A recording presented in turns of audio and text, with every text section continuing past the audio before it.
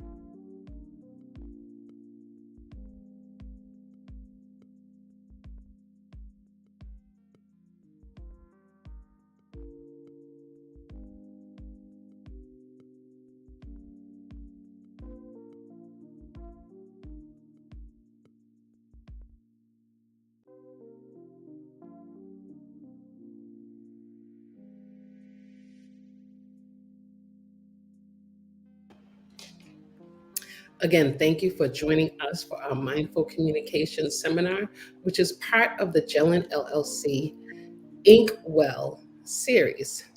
The Inkwell series is basically a place where we will talk about the correlation of ink inside of your pen and your emotional capacity. Emotional capacity is very important for relationships of any kind, uh, marital, partnerships, business, families, brothers and sisters, siblings, mothers, fathers. And the emotional capacity we have to handle these things can really depend on the type of communicator we are. A lot of people do not understand the importance of communication being a strong foundation for trust in a relationship. So, we are going to begin, and we want to talk about a few of the reminders. This webinar is streaming on YouTube under private, and it's under private because it's only going to be for on-demand users who have subscribed to my Gellin LLC website. Feel free to type your questions in the chat box. We will answer them as best as we can.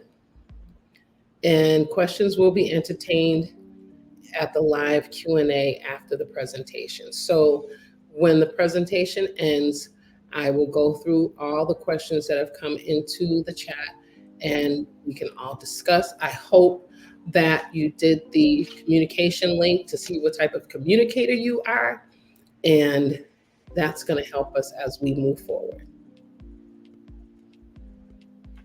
You're going to see me looking to my left, which is your right, where I have different notes on what we're going to discuss. And that is what I'm doing. I don't want anyone to think I'm just distracted from something else to the left of me. I will be looking at my notes. So for the agenda, we're going to talk about emotional capacity and the amount of ink in the well, meaning your well, your communication styles, realistic positivity, or what else I like to call optimistically grounded. And then we're going to talk about relationship management. And these are all important tools that you will be able to use in any area in life, regardless of what it is, because it's really how you will communicate with people. First, we're going to talk about emotional capacity, which is kind of a little scary topic for some people, because you discover yourself and you find out, what can I do, and what is my emotional capacity, and how well do I communicate with people. So I like to think of emotional capacity as a person's ability to handle and manage their emotions effectively. You have to be aware of your own emotions, and you have to have the ability to express and regulate those emotions in a healthy manner. So it also includes understanding the emotions of others, showing empathy, and being able to maintain positive relationships. One thing I want to say about that also is, it also means, in my opinion, being able to know when your capacity has been reached and how much further you should go or stop yourself in any relationship or situation. It's almost taking a pause, and I think I did a video on this, like a pause in everything. How you react to something, how you respond to something. It's a pause. And I think that's also part of emotional capacity, when you can regulate yourself so much that you're able to step back and say, you know what, I've had enough of that, and let me step back and regroup and get myself together. So that's part of self-awareness.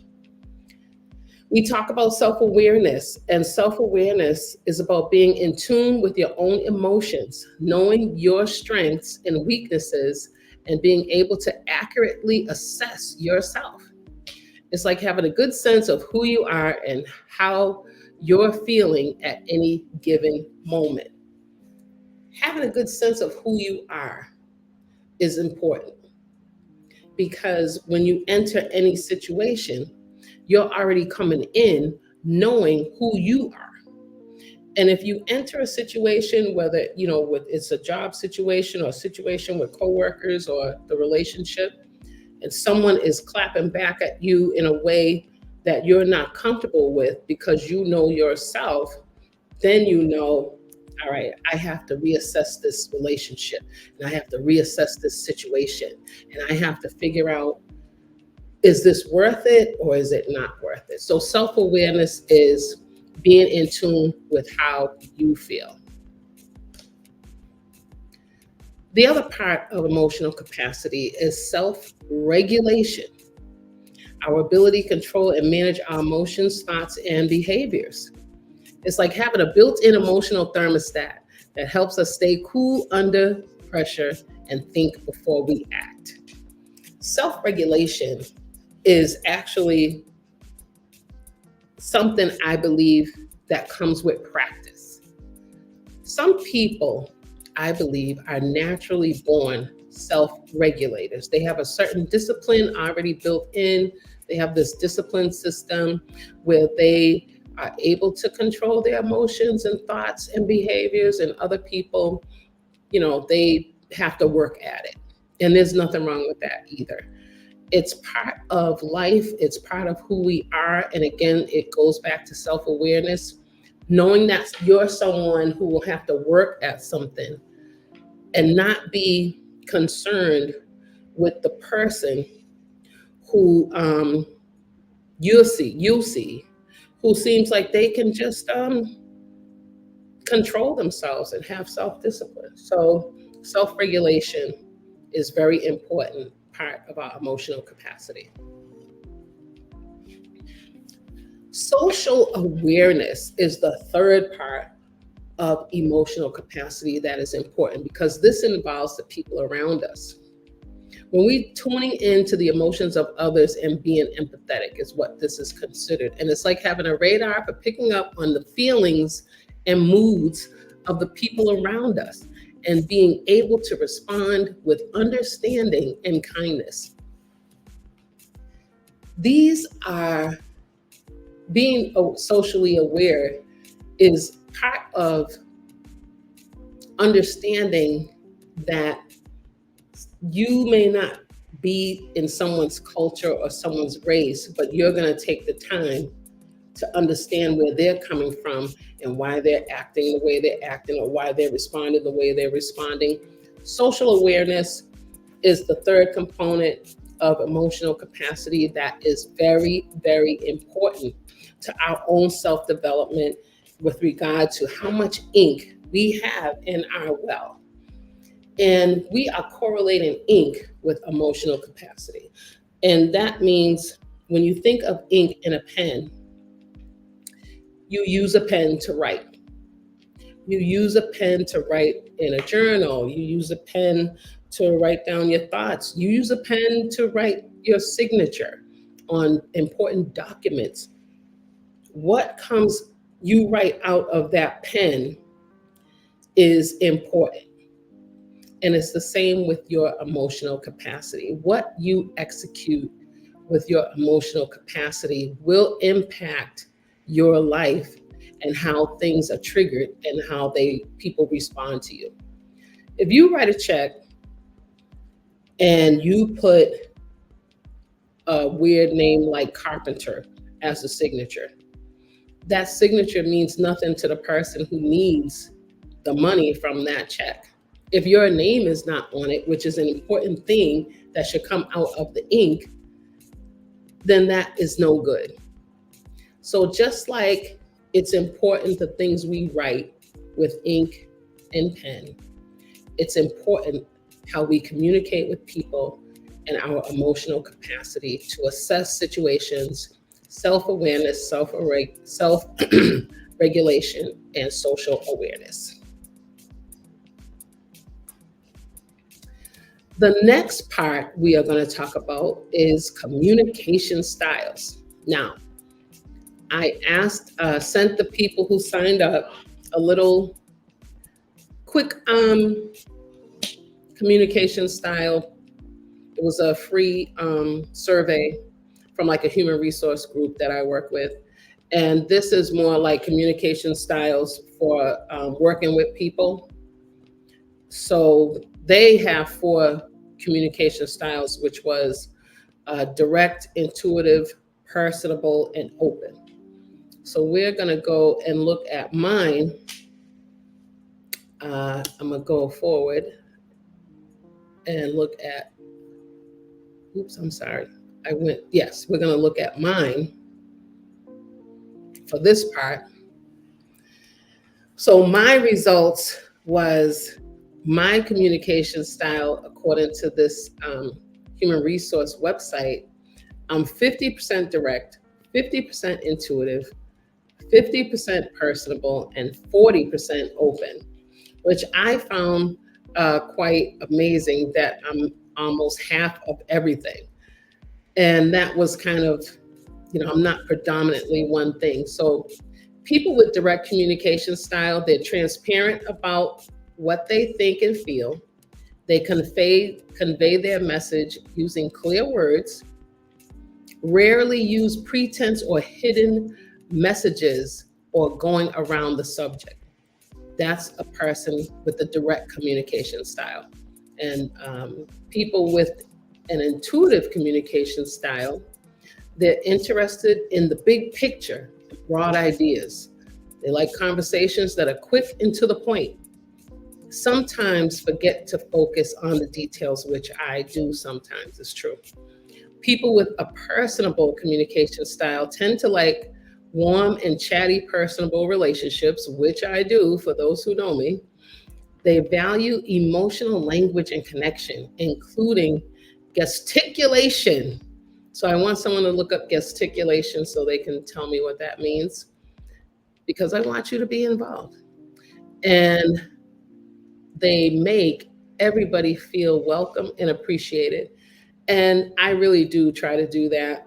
Anyone who knows me and who communicates with me can attest to that. People with an open communication style enjoy being surrounded by other people and are more social and outgoing. They're willing to share their thoughts and emotions with others, and they like to talk about themselves and others. I'm glad that's a 40% because it's not halfway true, but I do enjoy doing those things. So that's kind of funny to me. And then I was thinking how we're all so different and we all present differently, but how at the end of the day, God makes us who we are. And we are who we are for a reason. We are who we are for a reason. Never be ashamed of who you are, because you're here with your personality, your emotional capacity, your communication style to bring into the realm of people that you're with, to the people that you meet, because you are needed. You're needed. Never think that your personality is not the personality that fits in with this and that. But the goal is to always be around the people who receive who you are, because that's just as important. When you're around people who are constantly, oh, why didn't you do this like this? And why didn't you say this like this? And we're going to get into the real communication style people, because that's going to show you how some people's style can impact how you react to things in life, especially if you had a certain communication style constantly in your life growing up. Um, we have, you had a parent who was a certain way, or, it's going to be something that you'll always feel attention about, or like, stress about, because some people, their communication style is just different. So we are going to go back to our slide presentation and talk about the different communication styles. Thank you, Darlene, for gesticulation, because I'm like, whoa, what is that? Oh, dramatic. I love it. Thank you.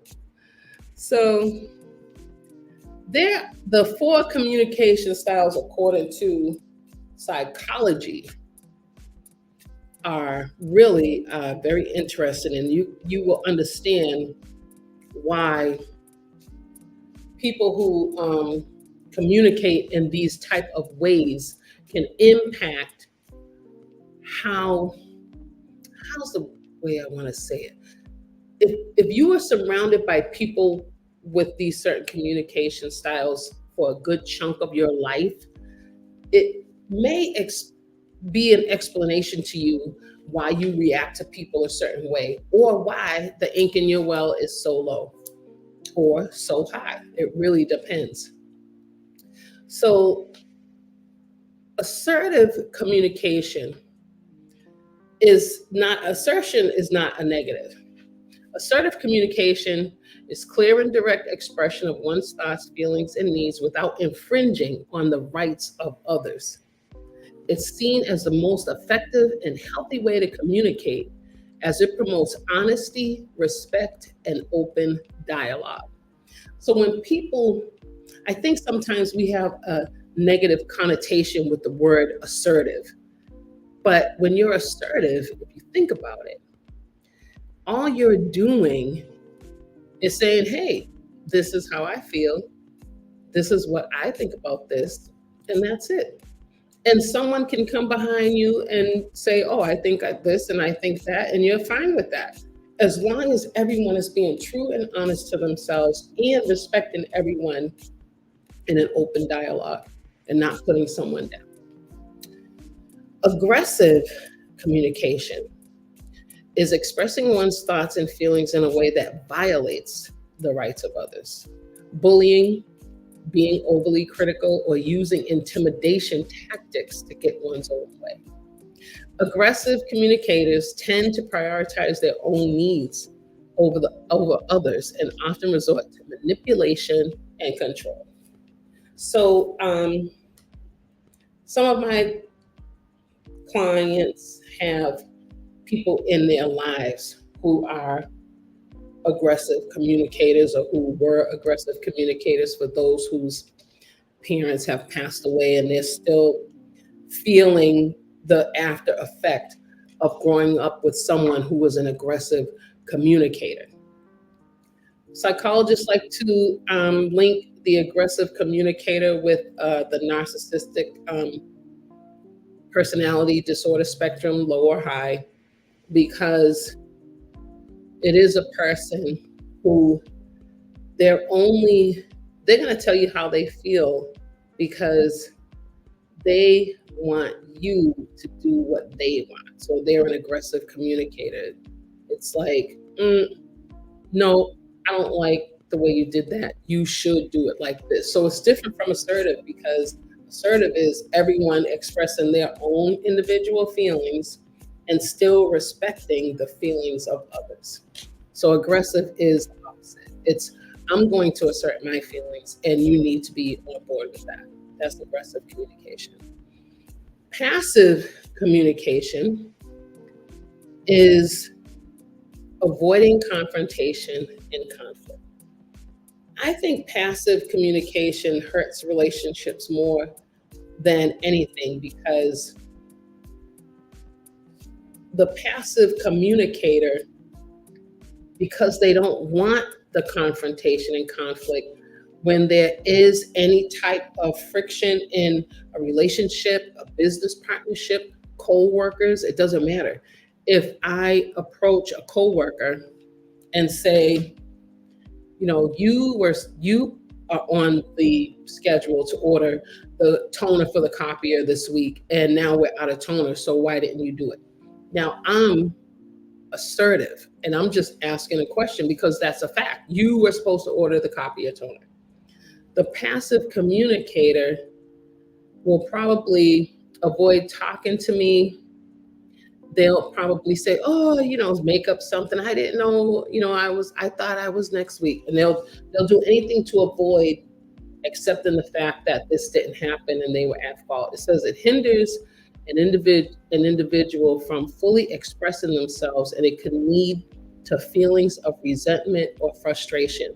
The passive communicator is not interested in the confrontation. So this causes them to hold everything in. And because they're holding everything in, it is not healthy for them. My mom always says, when you're stressed, your body will tell on you. And sometimes people hold things in so much that their body will tell on them. They get a sickness they didn't know about, or all of a sudden, they have these sicknesses, and some people break out. They break out in pimples, when they're stressed out. Some people get nauseous. So I think the passive communicator is someone who will experience things like that because they don't want to deal with anything. They don't want to deal with conflict. They don't want to deal with conflict. And lastly, We have the passive aggressive. Now, the passive aggressive combines the aggressive communicator with the passive. And it says the passive aggressive communicator appears passive on the surface, but their communication is laced with hidden hostility and resistance, detrimental to relationships. Have you ever met a passive aggressive person, or would you recognize a passive aggressive person?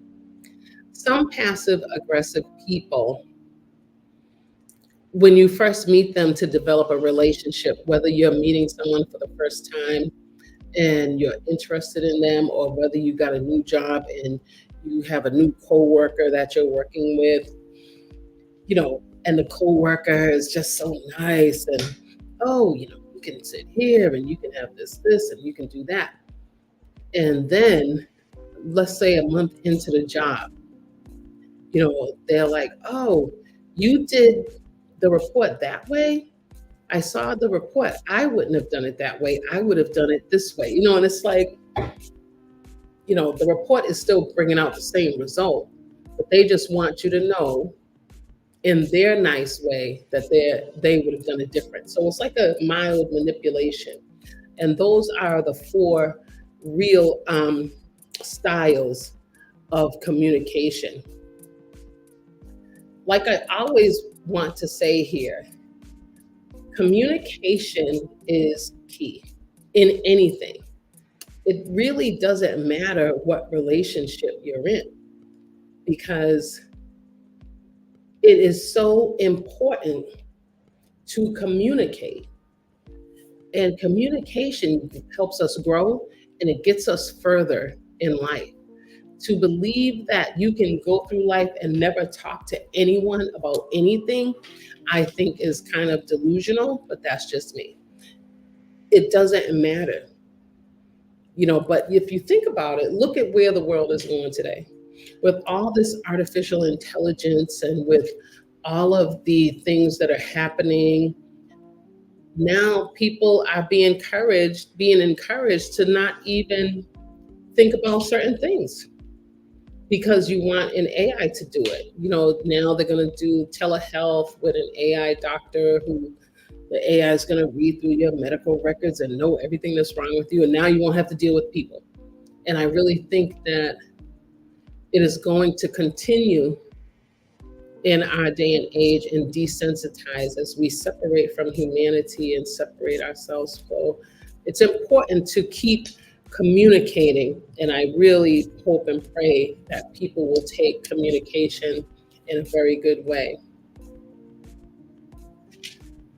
Realistic positivity. What is that, Judith? Realistic positivity or grounded optimism. I like to consider this as maintaining a positive attitude, but being real about it. Address obstacles and challenges realistically. Address setbacks with proactive solutions. What do I mean by that? You could start out on a project, you could start out on a goal, and let's say your goal is to, if you're an artist, let's say your goal is to put out some artwork. You're a painter and you want to have an open gallery session by September. That's your goal. Now, something happens. You went skiing this winter and you broke your wrist. So you can't make the paintings on time for the September thing. So address that setback with a positive solution, which would be we're moving it to January of next year. You're just moving things around. There's nothing wrong with being positive, but being realistic. Face adversity with adaptability. We will all face adverse challenges in life. And these challenges are going to force us to adapt or we'll collapse. And I want to make that clear. Either we adapt or we collapse. We do not want to collapse. We want to adapt. Sometimes you have I have a friend years ago, probably about 6 or 7 years ago. He was so into fitness and working out and working out and working out. He got into a bad car accident. His leg was broken. He was laid up for about 3 months and he just gave up. He gave up on working out. He gave up on doing those things. And I really felt bad because I thought he was so into it, he would keep it up. But he didn't adapt to the challenge. There were other exercises he could have done. After the accident, he was going back to physical therapy, but he had no more desire to go back to the gym.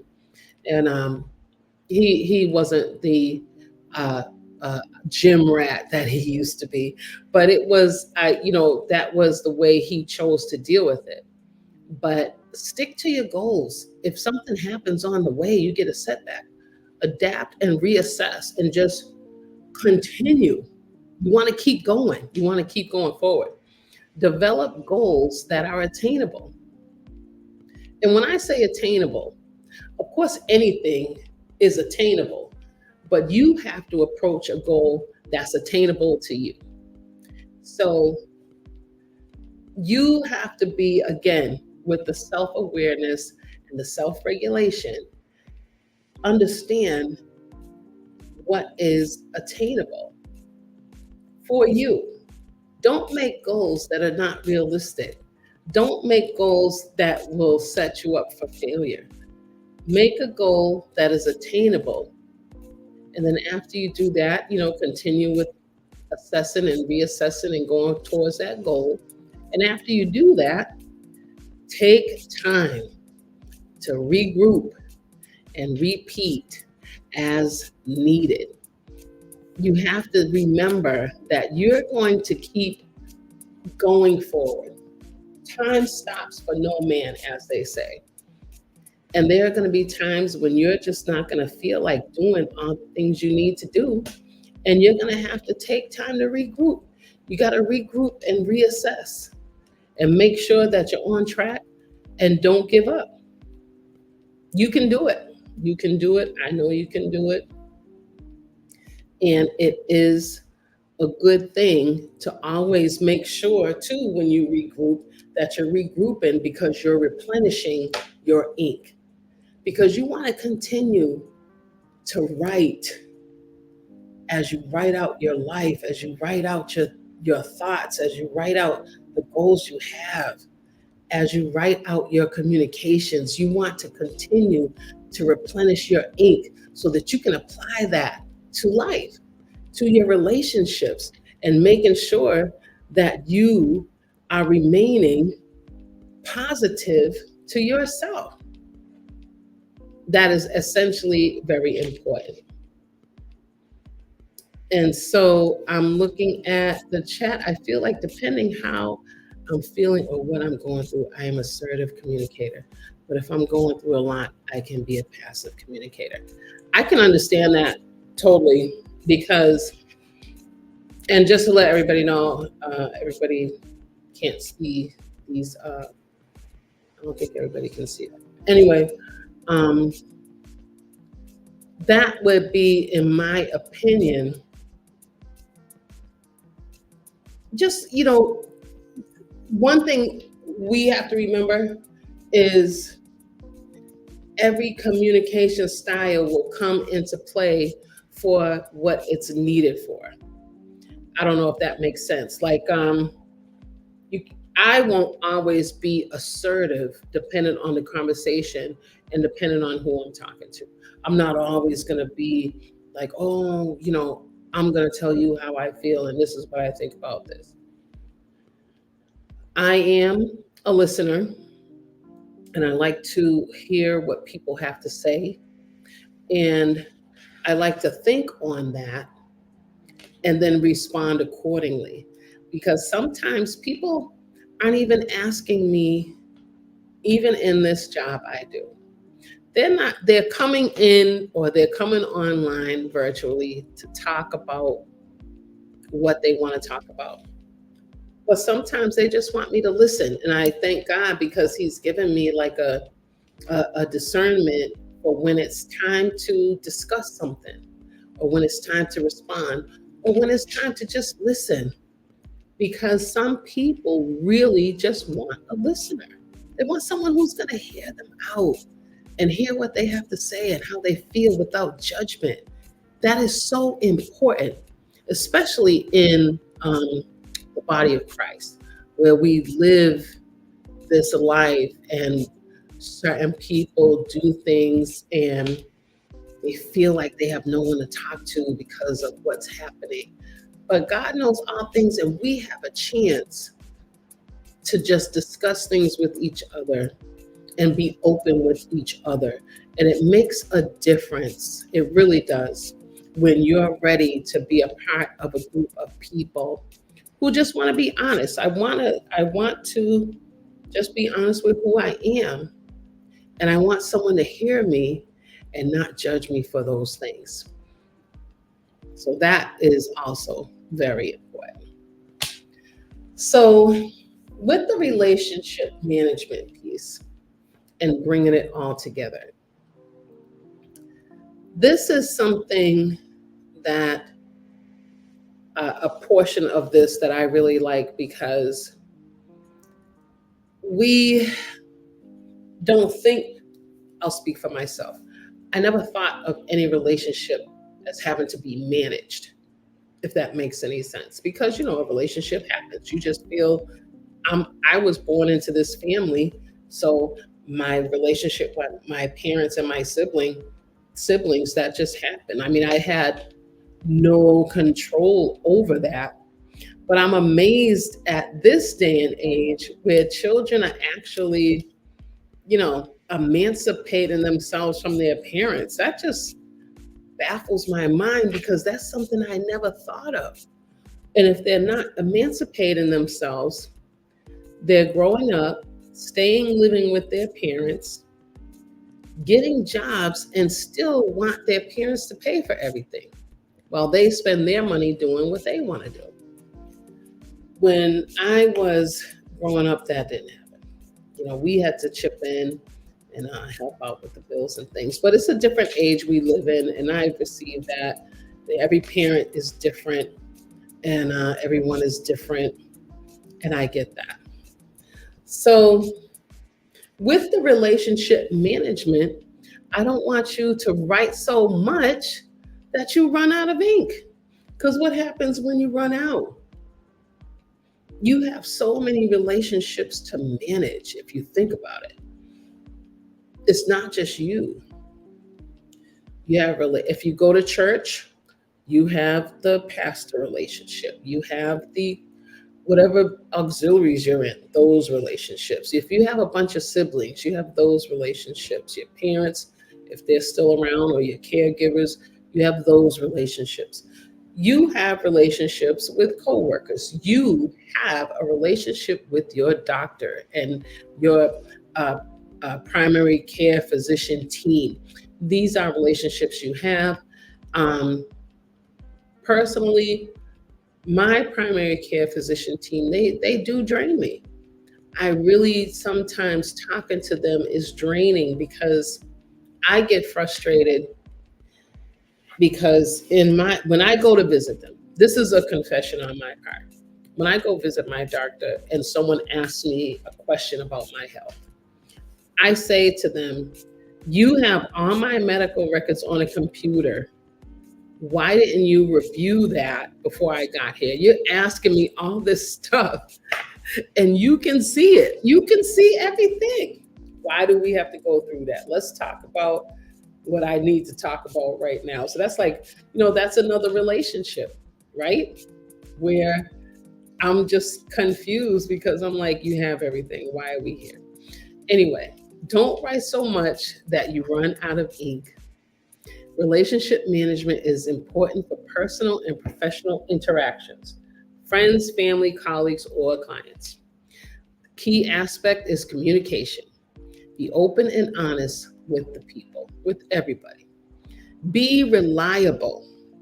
People need to feel like they can count on you. And what that means is if you're at work and you're supposed to meet a deadline, meet it. People are looking for you to be accountable. show up for that appointment, show up for that date. If it's at 8:30, make sure you're there at 8:25. Be flexible. Adapt when things do not go as planned. This is all a part of relationship management. You want to be flexible. You want to be reliable. You want to be able to communicate. Take time to recharge you, replenish your ink. And there are ways you can do it. I got 3 suggestions on the right. You can journal or do a video diary. A lot of people are doing things like that today where they just look in the camera and say, oh, today was a rough day, blah, blah, blah. And they have that on file. When I say eating for full body function, I mean you want your brain to function properly. You want your eyes to function properly. You want your hearing to be well. You want your joints to be well. You want all these things to be well. So eat for full body function at least 4 times a week. And that means, like I've been on this mindful eating journey, and I think I shared I've lost 6 pounds from December 27th to January 26th. I'm weighing myself once a month, and I'm just thinking about what I put in my body, and I don't eat after 7 p.m. Now, I will have something to drink after 7 p.m., but it's not like a sugary smoothie or anything sugary. I'll have a black coffee or a tea, green tea, or water or a seltzer. And that's if, it's after 7. So I've been doing that. And then rest, relax, recharge, and repeat. Please make sure you're getting rest. You need rest.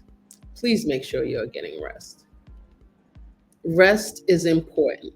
And if your mind is racing all the time, that's not rest. You have to find a way to rest your mind. And a lot of us don't know how to do that. For me, it's piano music.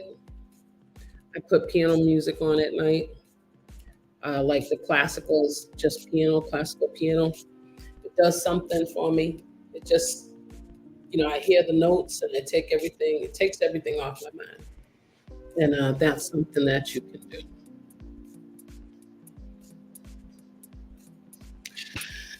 The final thoughts for tonight, and I thought this was going to go longer, but this is almost over. So thank you for hanging in. Keep writing and communicating your story with fresh ink. When we work on developing these 4 components, which is the emotional capacity, communication, realistic positivity, and relationship management, we're giving ourselves a solid foundation for understanding and managing our own emotions, as well as building and maintaining great relationships with the people in our lives. And that is really what we're doing when we take the time to pause and think about how we talk to people, think about how we feel about ourselves, think about how we communicate socially with people like acquaintances, or even you're getting on a bus, and you're just trying to be nice and someone says a rude comment. And how do you receive that? These are things, our final thoughts that we want to talk about with emotional capacity. Somebody could catch you on a bad day. I get it. But we want to pause whenever someone throws a negativity our way. We want to take a moment, to just take that breath and be like, how am I going to respond to this? I don't have to respond to it this way. I can respond to it this way. So those are our final thoughts. And I just want to take a time to thank you for watching. We got some fireworks there, so I appreciate you coming in. And for those who are watching on demand, I appreciate it. And I hope you enjoy it. And are there any questions? And if not, that's fine.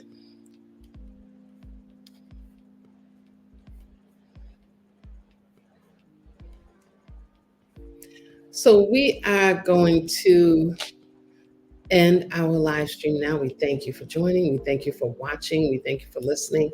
And we hope that you received something out of this live stream.